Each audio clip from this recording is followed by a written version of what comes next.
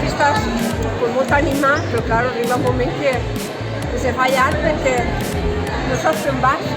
De moment que no coneixes el terreno, vas anar un poquet de poreta, però bueno, gràcies a la gent que està animant-te, això t'anima i el meu germà m'anima molt.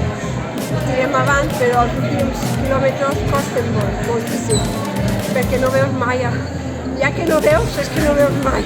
El final. El final, perquè no saps com ve el final. És Marc. un poquet pesat. Pues jo vaig explicant-li tot.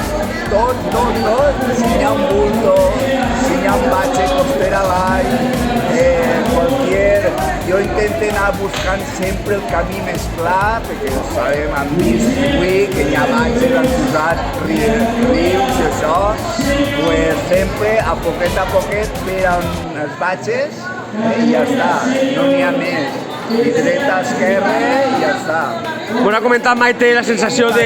Dient-li els quilòmetres. Això és molt important perquè és la sensació que té ella que ja arribem on que mos queda. ¿Vale? Pues bé, mos animen en tot el camí. Lo que li agrada molt a ella és la música, perquè és el que més sent, perquè veure la gent no es veu i tot això.